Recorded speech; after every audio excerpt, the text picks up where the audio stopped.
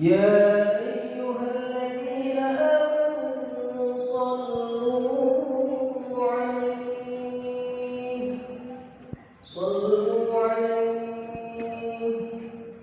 صلوا عليه وسلموا تسليما.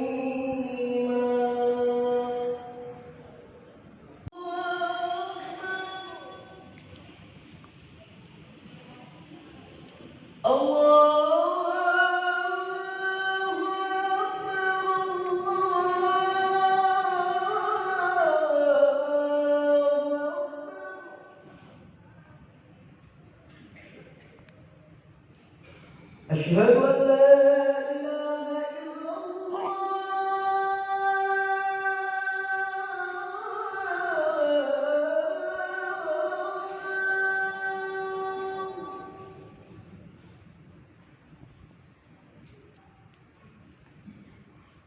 أشهد أن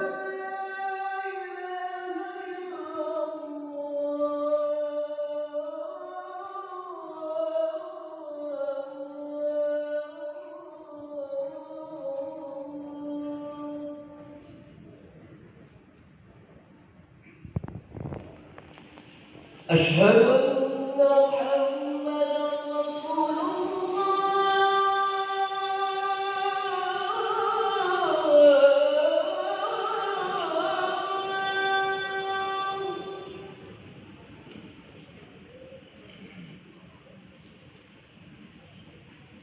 أشهد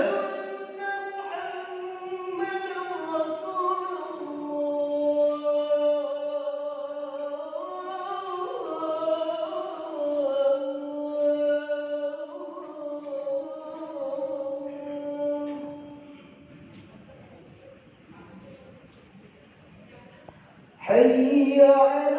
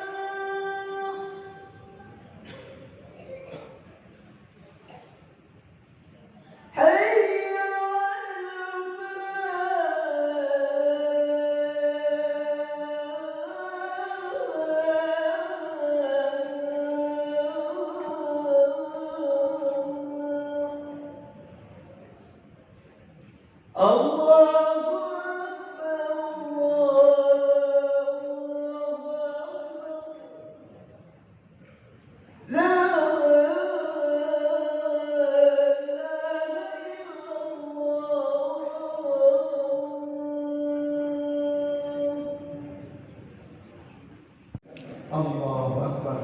Tapi di dalam hati dia tidak mengakui bahwa dia hamba. Dia tidak merasakan bahwa dia budak sesungguhnya. Bukan dia majikannya. Majikannya adalah Allah Subhanahu wa Ta'ala.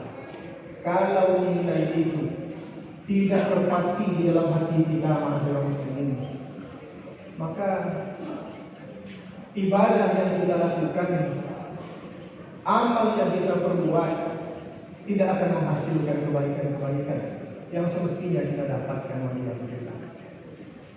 Itu sebabnya semua amal ibadah kita ini, di ujung niat kita, apapun ibadah kita, sebutlah satu saja. Apa saja? Haji, puasa Ramadan, membayar zakat, melaksanakan sholat, itu semuanya di ujungnya lillahi ta'ala. Tidak ada yang tidak lillahi ta'ala. Orang yang sholat Jumat, sholat Maghrib, sholat Isya, subuh, zuhur, asar, itu niatnya pasti lillahi ta'ala. Semuanya dilakukan karena apa? Karena Allah. Bukan karena apa-apa. Kita beribadah bukan untuk masuk surga, manusia muslimin.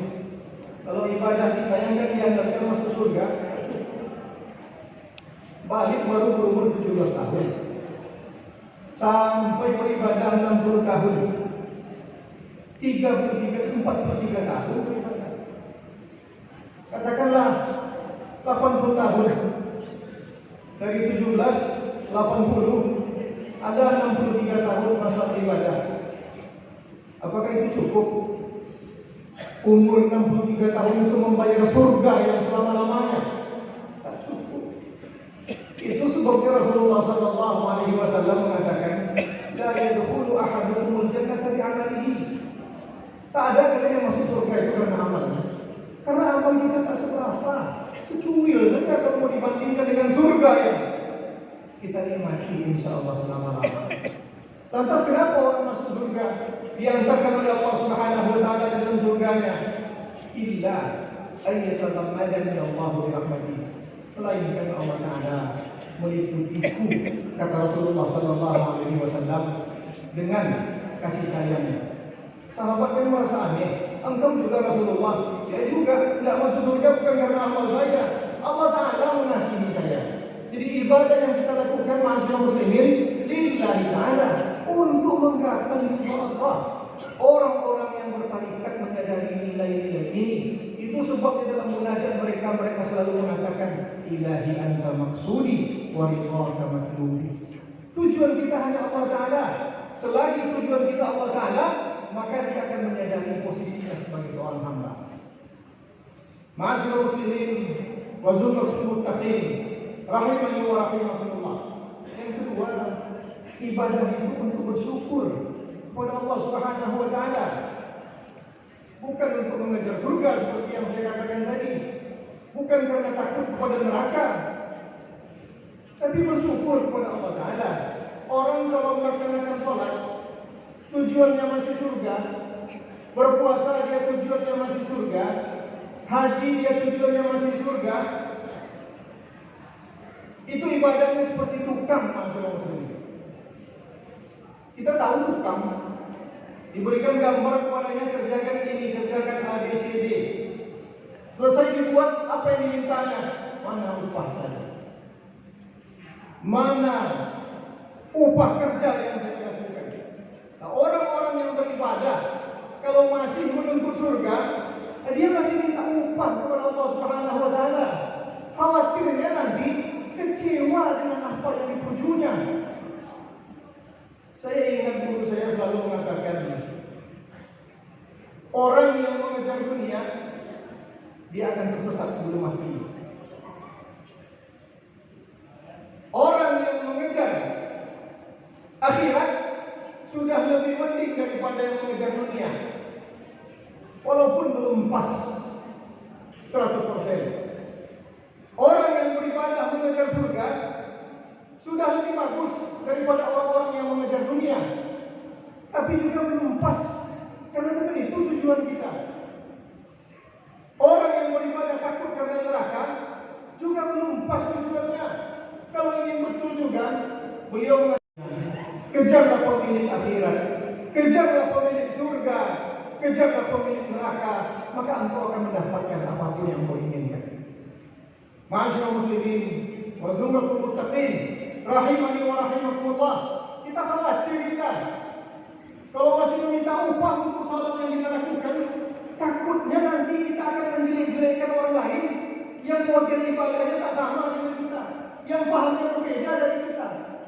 Maka akan muncullah perselisihan di antara kita waliyadzubillah. Intinya manusia muslimin, sadari bahwa kita hamba dan yang kita lakukan, ibadah yang kita lakukan adalah bersyukur kepada Allah Subhanahu wa taala. Kenapa kita harus bersyukur? Allah masih beri kesempatan kita untuk beribadah. Allah masih beri kesempatan kita untuk menjadi hamba-Nya. Allah masih beri kita waktu untuk mengakui ketuhanan Allah Subhanahu wa taala. Sibukkan diri dengan amal-amal yang sunat. Teguhkan hamba kita, lakukan kata bersyukur kepada Allah Subhanahu wa taala, maka akan terhindarlah kita dari hal-hal yang tidak berguna yang marak belakangan ini, perbuatan-perbuatan maksiat, tontonan-tontonan yang tidak layak ditonton, judi online yang merebak dan lain-lain sebagainya. Waliyahulillah. Mudah-mudahan kita termasuk hamba-hamba yang senantiasa menjadikan Allah Subhanahu wa taala sebagai tujuannya. Fa'tabiru ya Allah.